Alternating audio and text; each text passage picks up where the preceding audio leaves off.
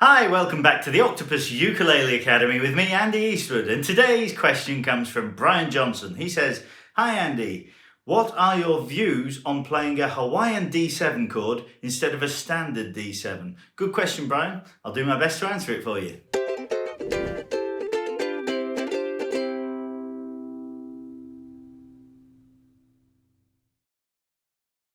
So before I set about answering this question, we better define what is a Hawaiian D7 chord and what is a standard D7. Well, when you look at ukulele literature, particularly educational literature, which specifies the fingerings of chords, you will see two versions possibly of D7. And the most common standard one is this. It's barring the second fret on the G, C and E strings, giving you A, D, F sharp, and then third fret on the A string giving you C. So from bottom to top you've got D, the root of the chord, the third F sharp, the fifth A, and C, the seventh at the top. So a very full, complete sounding D7. Now, what is the so-called Hawaiian version? Well, it's this. Second fret on the G string giving you A, open C string, second fret on the E string giving you F sharp, and open A. So you have two A's in the chord, which is a bit of a waste really. I mean, you've only got four strings. It seems a waste to play the same note on two of them.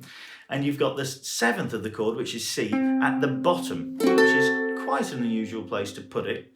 And you've got F sharp. You have no D in the chord, so strictly speaking, it's incomplete. It's not a complete D7 chord. So it's a bit of a myth to call it D7. It's a sort of a fake D7. It's also a myth to call it Hawaiian. It's not Hawaiian in any way. It doesn't sound inherently Hawaiian, and the Hawaiian players I've met don't particularly favour it over the other version of D7 in any way. So it also goes in hand with another myth, the myth that bar chords are difficult to do on a ukulele, which they're not. Either way of playing it, it's still a two-finger chord.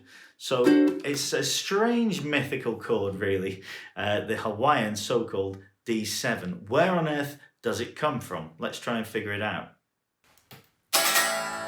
And here's the answer. It comes from the guitar, or it comes from guitarists transferring over to the uke and bringing their chord shapes with them. Now, if you've ever played uke and guitar, you'll recognize straight away that a lot of the chord shapes are very similar. And that's simply because the top four strings on a guitar are tuned D, G, B, E, which is a transposition of G, C, E, A. In other words, the intervals between the strings are the same, they're just in a different key. So this very familiar shape, which we would call G on the uke, is D on the guitar.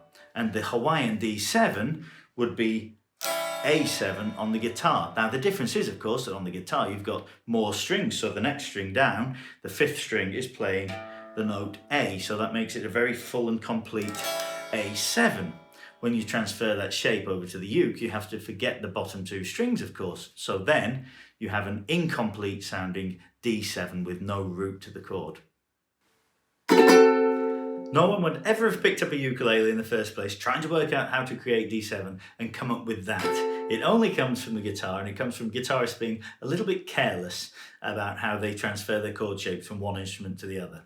And they may try to glamorize it by calling it Hawaiian, but they're not really fooling anyone. Actually, the great musicians of the Hawaiian tradition don't deserve to have this foisted upon them. It should be called, if anything, a lazy D7. So what is actually wrong with the lazy version of the chord? Well, I'll just talk briefly about the way in which seventh chords work, and you can read more about this if you want to. But to put it simply, seventh chords propel the music forward through its harmonic progressions by tension and resolution. So when you hear a seventh chord, it sounds like it wants to move to a more pleasing chord. In other words, the dissonance in the chord wants to resolve. So when you hear D7, for instance, you've got this discordant harmony between the F sharp and the C that sounds not very pleasing in itself. It sounds like the F sharp wants to move up to G, and it sounds like the C wants to move down to B, and that's what's actually propelling the music from one chord to the next. Now, when you do the lazy version of that chord, you've still got C and F sharp, but now the C is at the bottom, and it sounds like the C wants to drop down to B, but we don't have that B on the uke. This is the lowest pitch on the uke, so when we move from this D7 to this G, we're going from C down there to B up here, and it's a very disjointed progression. It doesn't sound anything like as natural and smooth as this one. Added to that, we've got another point. The note D is missing completely in the lazy chord. So we're missing out completely the dissonance between the D and the C, which is even further adding to the pull that's driving the C down towards B.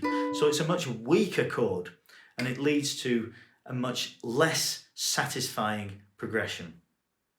So let's bring this to some kind of conclusion. If the harmony required is D7, the so-called Hawaiian version of the chord will fit. But most of the time, the standard version is going to sound better and more effective. I'm not saying I never ever use the Hawaiian D7. I can think of a melody arrangement I did recently where the chord was D7 and the melody went A, B, C, B, A. So I harmonised it a sixth below the melody with C, D, E, D, C. So that gave me Hawaiian D7, D6, D9 and back again.